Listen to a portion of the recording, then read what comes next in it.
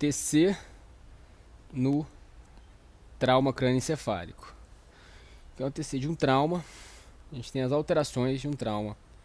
Primeiro e mais comum é hematoma subgaleal, que é esse aumento de parte mole na região extracraniana.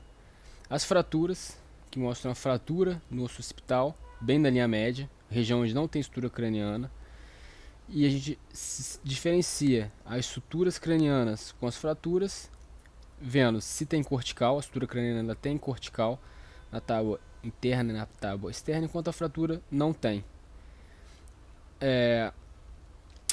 E no traço de fratura você não está na região anatômica das suturas cranianas. E não tem a simetria também das suturas cranianas, apesar de algumas suturas serem únicas, né? E quando a gente faz reconstrução MIP, a gente costuma ver, as estruturas melhor e ver o traço de fratura, que tem uma morfologia diferente da sutura craniana.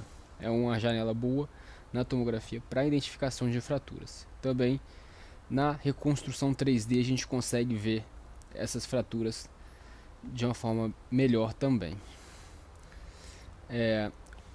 Hematomas extraxiais, a gente vai ter os hematomas subdurais e epidurais, aqui um hematoma subdural. E aqui uma região de hiperdensidade frontal, que em volta dela a gente tem uma área de hipodensidade ou isodensidade, que corresponde a um edema em volta da lesão, que corresponde a uma contusão hemorrágica. E as densidades do sangue no trauma, quando a gente tem uma tomografia que é imediatamente após o trauma, o sangue ele tem uma densidade isodensa para hipodensa, com uma densidade bem parecida com a do parênquima cerebral, assim é descrita. Nas primeiras horas do trauma ele fica hiperdenso e ao longo dos dias ele vai ficando progressivamente mais hipodenso e às vezes com diferenças da densidade dentro do hematoma. Algumas áreas mais hipodensas, enquanto outras áreas são mais hiperdensas. E uma coisa que varia essa densidade é o hematócrito do paciente. Se ele for muito anêmico, essa hiperdensidade do sangramento ela fica menos evidente. E a gente tem essas lesões hemorrágicas que são sugestivas de contusão, que tem áreas que são bem sugestivas de contusão, que são as áreas onde você vai ter uma lesão direta do parênquima cerebral com superfícies ósseas. São essas áreas: o assoalho da fossa média, aso esfenoide, região fronto-basal e polo frontal. São áreas bem sugestivas de contusão, que é uma lesão primária direta do parênquima colidindo contra a calota craniana, tá?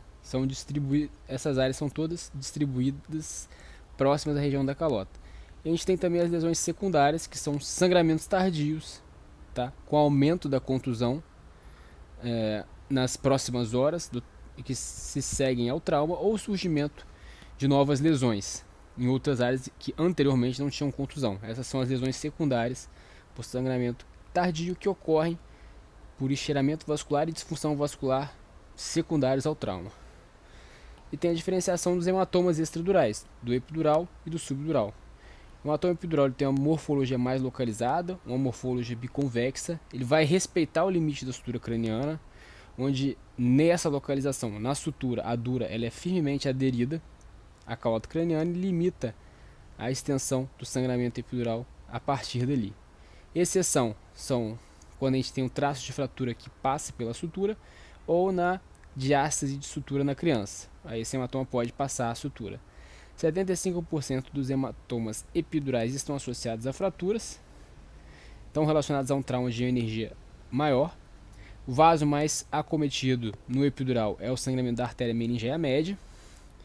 E a gente pode ter um achado, que é quando o vaso sangrante no epidural é um vaso de extravasamento de grande energia, geralmente uma artéria, e isso pode gerar um turbilhonamento com sangue, com sangramento ativo, que vai gerar o sinal do redemoinho, tá? Do hematoma epidural, onde você tem uma área de sangramento muito recente, mais hipodensa ou isodensa, e tem também um sangramento mais antigo já coagulado, que é hiperdenso. Isso forma um sinal do redemoinho, que indica para a gente o sangramento ativo e uma tendência desse hematoma a aumentar. nas próximas horas. E nos hematomas subdurais ele vai ter uma morfologia mais espalhada, não sendo limitado pelas estruturas cranianas, se espalhando pela convexidade, tendo um formato semelhante à calota craniana. Ele acaba sendo limitado pelas pregas durais, tá? Pelas curvas da dura mater, tentório, foice, etc. Eventualmente ele escorre pelas pregas durais. Ele é mais comum em pacientes idosos, porque a dura mater no idoso ele é mais aderida à calota e tem atrofia cerebral, que leva ao estiramento das veias pontes que acabam estirando no trauma e acabam sangrando. Também são mais comuns no paciente utilista pelo mesmo motivo, atrofia cerebral.